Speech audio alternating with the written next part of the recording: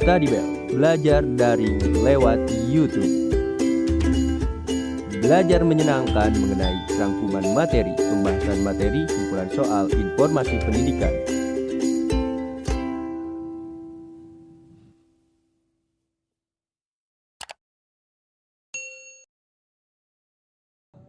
Interaksi sosial dan lembaga sosial. Interaksi sosial adalah hubungan antara individu dengan individu, hubungan kelompok dengan kelompok, maupun hubungan antara individu perorangan dengan kelompok manusia. Proses interaksi sosial akan terjadi apabila di antara pihak yang berinteraksi melakukan kontak sosial dan komunikasi.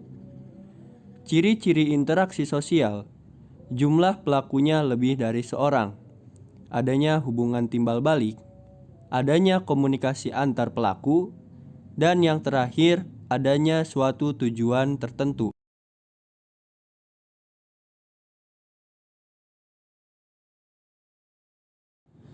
Dalam interaksi sosial, hubungan yang terjadi harus dilakukan secara timbal balik oleh kedua belah pihak. Manusia melakukan interaksi sosial dalam kehidupannya untuk memenuhi berbagai kebutuhan pokok seperti sandang, pangan, dan papan, kebutuhan akan ketertiban, kebutuhan akan pendidikan dan kesehatan, maupun kebutuhan-kebutuhan akan kasih sayang. Kontak sosial dan komunikasi sosial merupakan syarat terjadinya interaksi sosial. Proses interaksi sosial akan terjadi apabila di antara pihak yang berinteraksi melakukan kontak sosial dan komunikasi. Kontak sosial ini dapat berarti hubungan masing-masing pihak tidak hanya secara langsung bersentuhan secara fisik, tetapi bisa juga tanpa hubungan secara fisik. Misalnya, kontak dapat dilakukan melalui surat menyurat.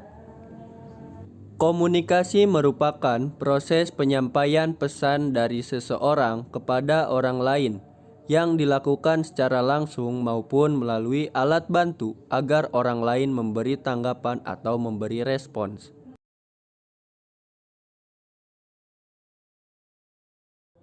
Proses interaksi sosial didasarkan pada beberapa faktor. Yang pertama, faktor imitasi merupakan proses seseorang mencontoh orang lain atau kelompok.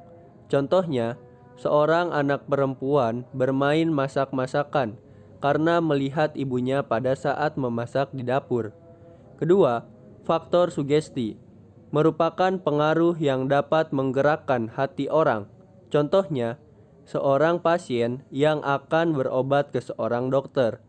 Pasien tersebut akan cepat mengalami penyembuhan, salah satunya disebabkan adanya rasa sugesti pada dokter tersebut.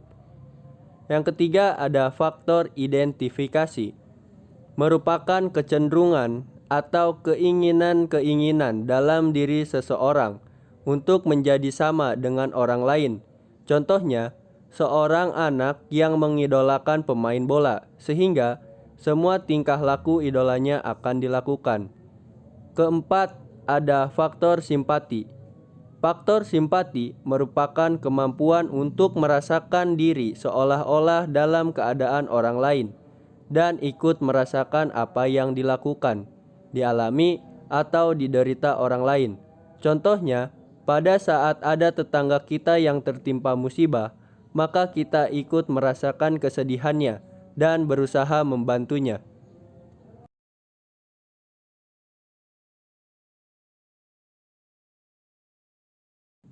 Aturan yang menuntun perilaku manusia pada saat mereka berinteraksi. 1. Aturan mengenai ruang. 2. Mengenai waktu. 3. Mengenai gerak dan sikap tubuh. Aturan mengenai ruang di mana terjadinya interaksi sosial tersebut. Misalnya, interaksi yang terjadi di rumah antara orang tua dengan anak, anak dengan anak. Kedua, ada aturan mengenai waktu. Aturan mengenai kapan interaksi sosial itu terjadi, misalnya interaksi sosial dulu dan sekarang. Yang ketiga, aturan mengenai gerak dan sikap tubuh. Dalam interaksi sosial, orang lain membaca perilaku kita selain kata-kata kita, karena dalam interaksi tidak hanya memperhatikan apa yang dikatakan orang lain, tetapi juga apa yang dilakukannya, dengan menggunakan gerak dan sikap tubuh seperti memicingkan mata, mengangkat bahu, menganggukkan kepala, mengacungkan ibu jari, dan sebagainya. Proses asosiatif. Proses asosiatif terjadi apabila seseorang atau sekelompok orang melakukan interaksi sosial yang mengarah kepada kesatuan pandangan. Proses ini terdiri atas 3 bentuk, yaitu kerjasama, akomodasi, dan asimilasi.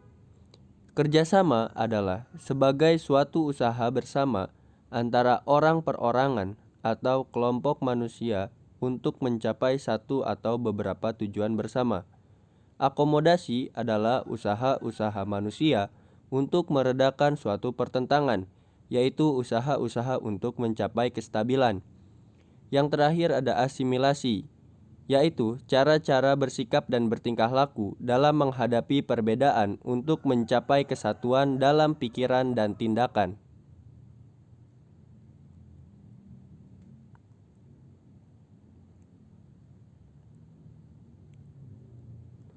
Kemudian ada proses disosiatif.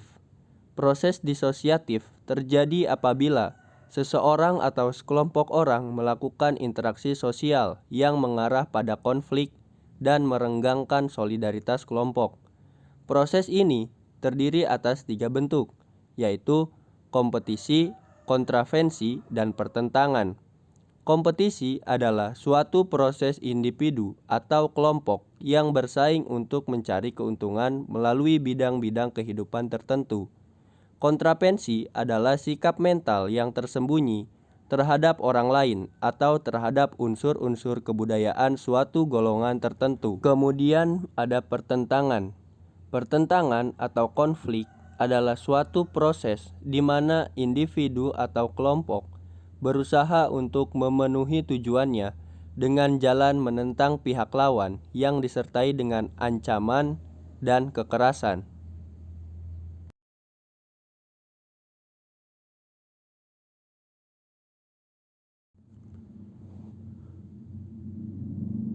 Setiap masyarakat mempunyai kebutuhan yang apabila dikelompokkan terhimpun menjadi lembaga sosial. Terbentuknya lembaga sosial berawal dari kebutuhan masyarakat akan keteraturan kehidupan bersama.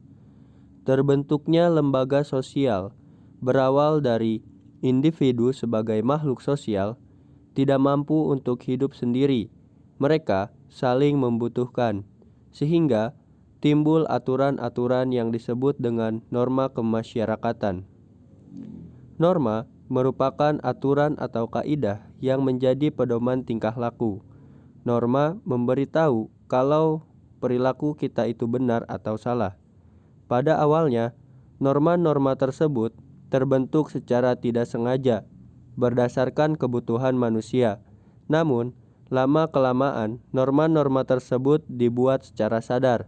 Contoh dalam bidang ekonomi, dari sistem barter menjadi menggunakan alat tukar berupa uang.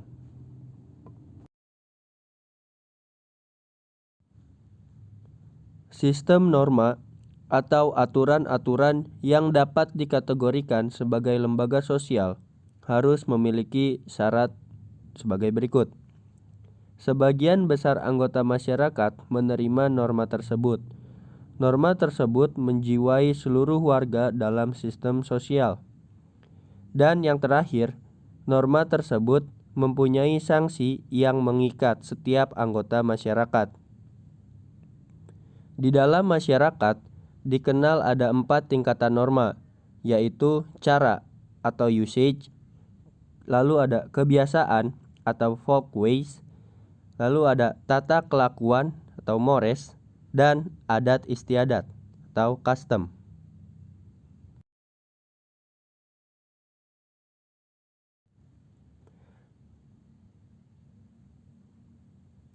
Lembaga sosial adalah lembaga yang mengatur rangkaian tata cara dalam memenuhi kebutuhan manusia, menjalani kehidupan dengan tujuan mendapatkan keteraturan hidup.